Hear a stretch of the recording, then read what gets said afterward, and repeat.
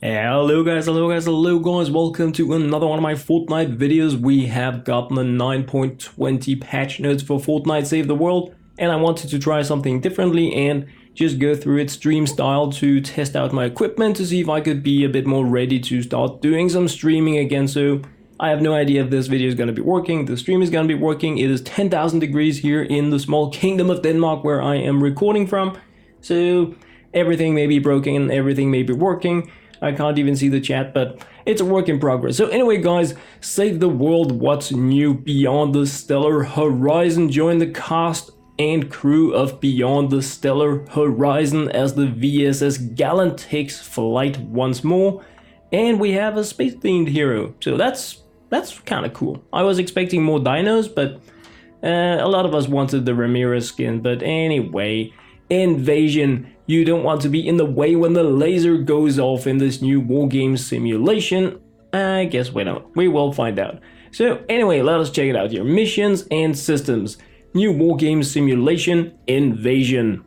A UFO invades the sky above your storm shield, blasting your defenses and beaming down some unwanted company. Destroy that spinning saucer to give your defenses a breather, but like every bad sequel, it will return.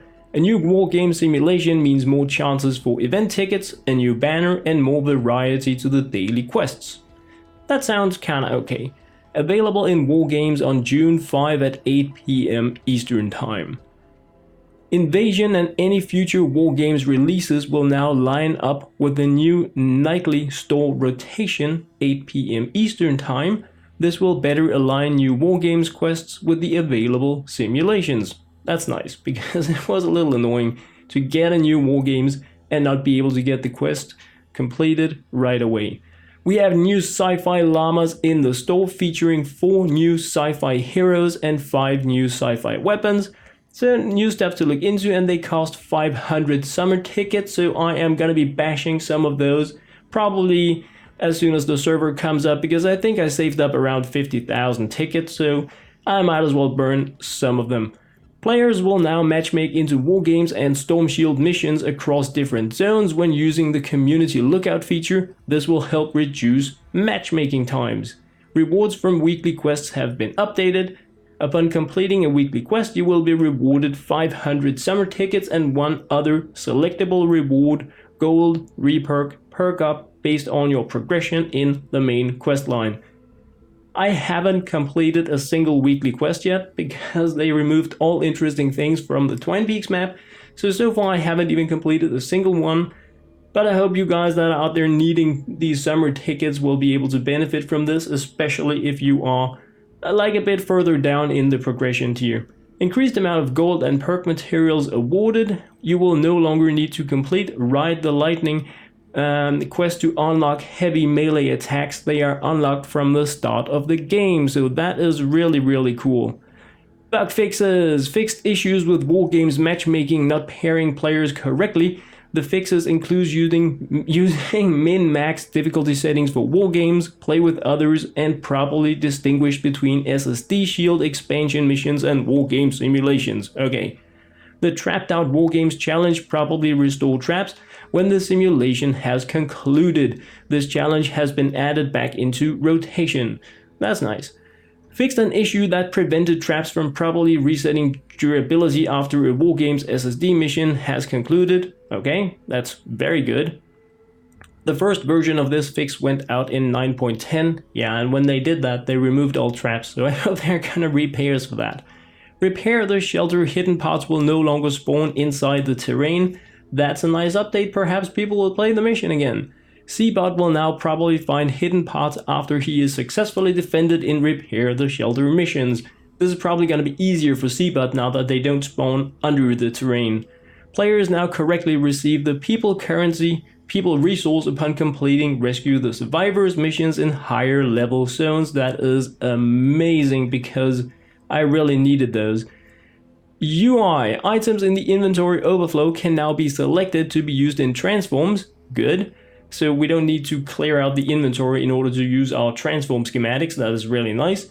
Items that are evolved or have their rarity upgraded will no longer be flagged as new or unseen. That makes pretty good sense as well. Bug fixes. Hero spawn animations will no longer play twice on the hero loadout screen. Durability information is now correctly displayed for ward trap schematics. Drop-down arrows now have more consistent behavior while navigating through the collection book. The inventory screen now closes correctly if left open when a mission is completed. Players can now probably toggle back and forth between storage and backpack in the storage section of the armory tab. Nice.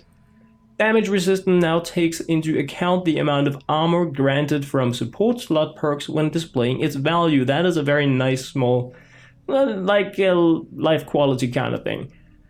Players will no longer get soft locked to the account boost sub-menu when navigating to it from the daily reward screen.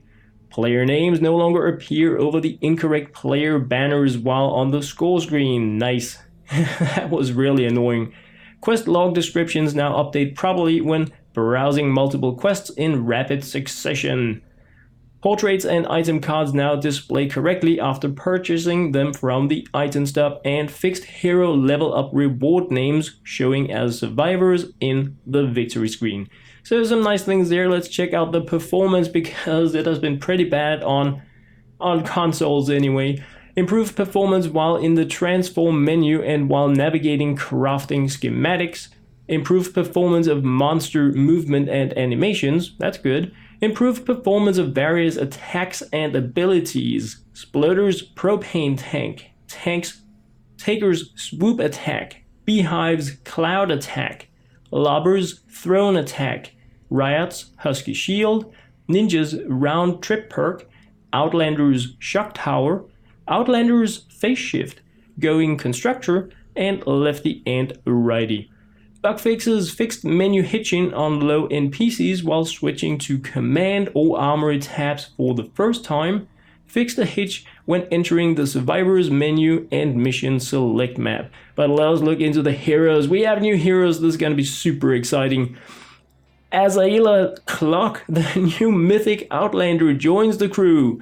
Standard perk Space Technology increases ability energy damage by 15%. Okay.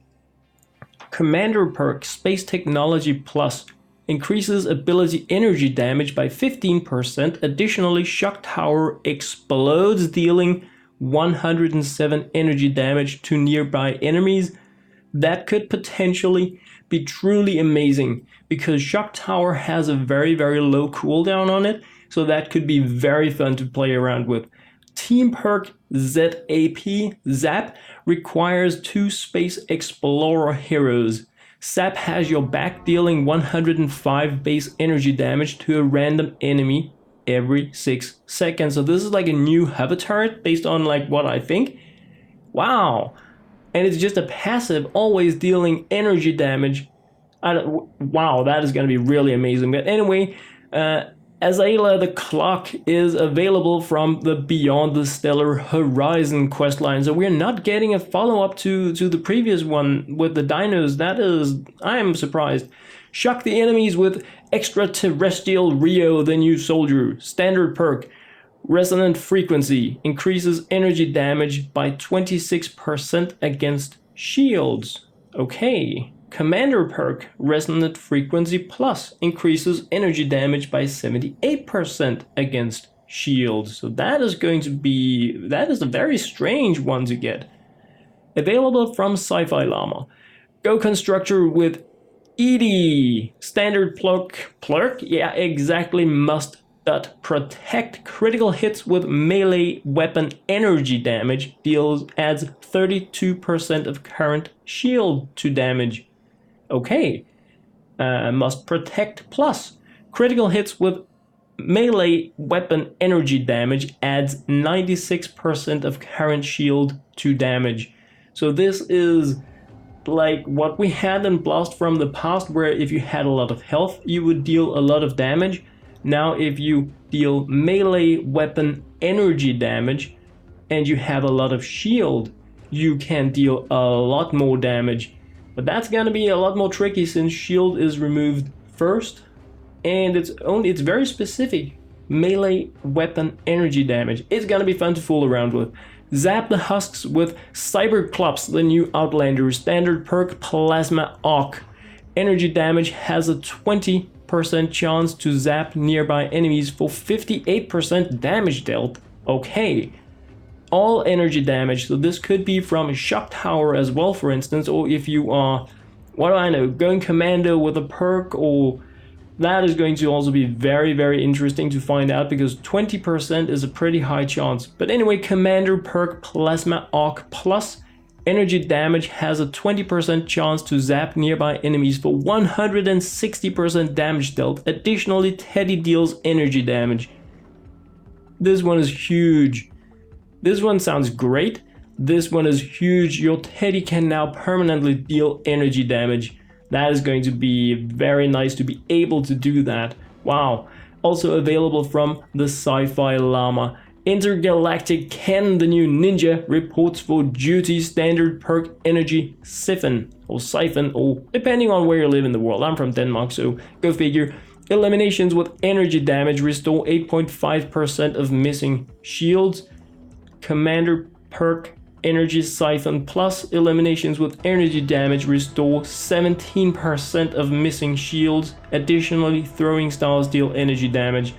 Throwing stars energy damage, not that important, but being able to restore your shields when you take things out with energy damage, which you can have zap nearby enemies and even have your Teddy deal energy damage. This is going to add some new very fun synergies to the game, just as what we have seen with the Dino Heroes. It's really great. Available from the Sci-Fi Llama. Archeolo just returns to the weekly store. Anti-material charge, heavy attack efficiency, we all know that one. And the start date is June 5 and the end date is June 12. In terms of bug fixes, the Survivalist perk no longer heals DBNO players, so if you're down, you're not gonna get any health. Feel the base will properly continue to trigger after the player respawns, that's nice. 6 Shooter Plus now displays the correct tooltip values, that is also good. The Malfunction Plus Commander perk now grants the appropriate amount of increased damage to Plasma Pulse. Thank you! Cannonballs and present arms will no longer sink into the ground. Well, that's gravity for ya. Enemies no longer play incorrect animations while being hit by Bull Rush if the player is using the Long Rush perk. Players will no longer become stuck after getting knocked back while placing base, and the armor buff is now properly removed from structures when base is destroyed. Well, that's a shame. That is a shame. Weapons and items. I'm expecting to see some energy damage things here, but let's find out. Added the retro sci-fi weapon set available in Sci-Fi Llama's Atomic Light Expander. Energy Spear with an Energy Smash heavy attack that deals damage to enemies in a large radius. The large radius is important, I'm going to test that out for sure. Blastotron 9000, a scopeless automatic energy sniper rifle. Blastotron Mini, rapid firing automatic energy pistol. Gamatron 9000, rapid burst energy assault rifle. Husk Warper, high damage, low impact energy hammer with a devastating black hole heavy attack that pulls husks in before dealing damage. Sounds really fun. Introducing the new top hit trap. Yeah. Enemies step into this trap, get stuck for a short duration. This trap is reactive to bullets, so if an enemy gets stuck, just give it a shot. Oh. So you need to actively play with the trap. Okay. Okay. Or do we deal more? That we need to find out. That sounds fun. Available in the event store on June 5, 8 p.m. Eastern Time. Bug fixes. Fixed an issue that caused the leprechaun to turn into a troll when evolved. Note this previously caused the item classification issues and may have resulted in players no longer having a leprechaun to slot into their collection book. The troll is now fully considered a troll, and everyone impacted by this issue will be granted the leprechaun with the same personality as before. The increased building health and heal attached building trap perks now work properly. They now probably apply what they should to wall sealing that they're attached to. That is nice. So AFK war games based on this alone is now easier, but they probably silently nerfed it anyway, because last time they told us a lot of stuff. They increased the power level of the husks like crazy and destroyed the wall health, but we shall see what they have really done once we start playing the game again. Fixed an issue where players would not receive epic schematics purchased from the store. Yeah, that's a bummer, huh? Card packs containing epic schematics will be granted to players affected by this issue in the near future, you know, at some point. Gameplay. Auto run is now cancelled after dying and respawning. That's pretty nice. Sorry, AFKer. Bug fixes. Bull Rush no longer destroys player-built buildings that are under construction. Player shields will correctly begin refilling if a player respawns and takes damage with less than full shields. Structures in Twine Peaks now scale up to the correct max health value. I hope this isn't war games. Fixed an issue which causes the flingers to stop attacking the storm shield, and that's a shame. Maximum healed shield of players is more consistent across Stonewood, Plankerton, Canny Valley and Twine Peaks for war games. So what does that mean? Do we now have the same in Stonewood as we did in Twine Peaks, because we're facing as tough opponents? So that I hope that is what it means, but when they write something like this, you go in and you have 1 health in each, because you never know when they change things. High-level traps placed in early zones will now attempt to reset to their original crafted level when a high-level wargames begins. They will attempt to do it, so we don't know if it's going to work, but the traps themselves are going to attempt to reset to their original crafted level. That is very nice that they have given them such an ability. Traps existing in Storm Shield placed before this update will not Come on! That's not cool. I've trapped all of my Storm Shields. But anyway, if you have placed a trap in a Storm Shield before this update, it will not reset, so you need to go in and bash it and place a new one. Enemy zappers from beyond have invaded the world, replacing their gunslinger cousins for the time being, so that is the space theming. Audio, bug fixes, the countdown timer SFX is properly heard at the end of waves in wargames. Yay! Known issues. Wanting to track that blah blah blah, the trailer board. So not really what I was hoping for, but we're getting a new event. We are getting 4 new heroes, we're getting some new weapons, we're getting some new synergies that sound pretty cool for like energy stuff. So that is all pretty great stuff. It sounds like a very casual small update for Fortnite Save the World. I was expecting that, but hoping for a bit more. So anyway guys, that was what I had to share in this video, my live stream testing of the Fortnite 9.20 patch notes. I hope everything has been working out and that the video is going to be available very soon online, and yeah. Anyway, so if you watched it, thank you very much for that. I am really happy that you tuned into my test stream. If you are watching the video later, then thank you very much for watching. Anyway guys, thank you very much for watching.